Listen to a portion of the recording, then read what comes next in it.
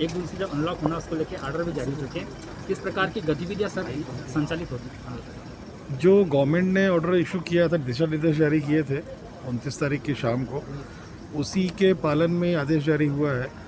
उस आदेश के तारतम्य में क्राइसिस मैनेजमेंट समितियों को ये भी अधिकार दिए गए थे कि अगर इसमें कुछ संशोधन चाहते हैं, स्पेशली बड़े शहरों के लिए, क्योंकि गवर्नमेंट का ऑर्डर पूरे स्टेट के लिए होता है, बड़े शहरों के पॉपुलेशन ज़्यादा होने की वजह से, अलग अलग तरह की एक डायनेमिक्स होने से इंडस्ट्री और मार्केट की जो संशोधन रिक्वायर्ड था, उसके लिए भी बोला था गवर्नमेंट ने कि जो भी यहाँ ज़िले से जाएगा उसको हम स्वीकार करेंगे या हम उसको उसमें निर्णय लेंगे। उसमें इंदौर के परिप्रेक्ष्य में लगभग सभी पॉइंट्स जो गवर्नमेंट ने अलाउ किए थे या जो जिसे प्रतिबंध लगा था, वो यहाँ पर भी एक वैलिड हैं अभी।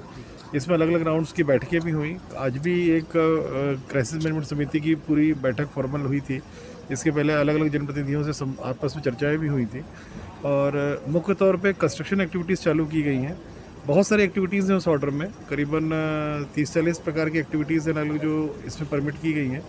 मुख्य तौर पे कंस्ट्रक्शन एक्टिविटी हैं।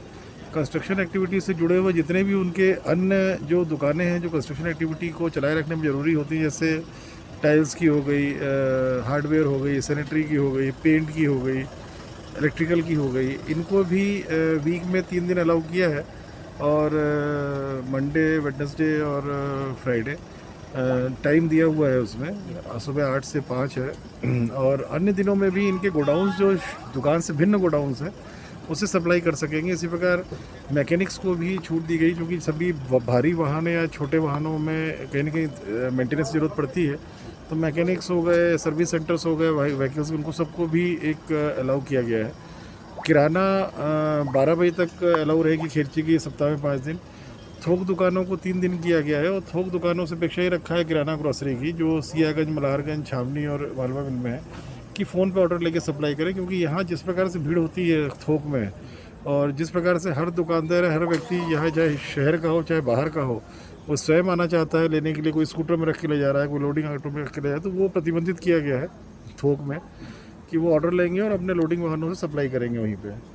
इसी प्रकार से सब्जियों का भी है, जो 7 चिन्हित स्थल हैं उसमें वो प्रातः 8 से 5 बजे तक चलायमान ठेला के माध्यम से रहेंगे। उसमें भी दुकानें जो स्टैटिक रहती हैं उनको अलाउ नहीं किया गया है। हर प्रकार की हाट बाज़ार, चाहे वो सब्जी फल से संबंधित हो चाहे अन्य से संबंधित हो, सब पूरे ज़िले में प्रतिबंधित किया गया है। ज़िले में शहर में सख्ती भी कुछ दिनों से की जा रही है। अभी भी हम लोगों की कंबाइंड मीटिंग है पुलिस, नगर निगम, मजिस्ट्रेट की। पूरे ज़िले में सख्ती की जाएगी, कहीं भी हाट बाज़ार किसी प्रकार की अलाउ नहीं की जाएगी।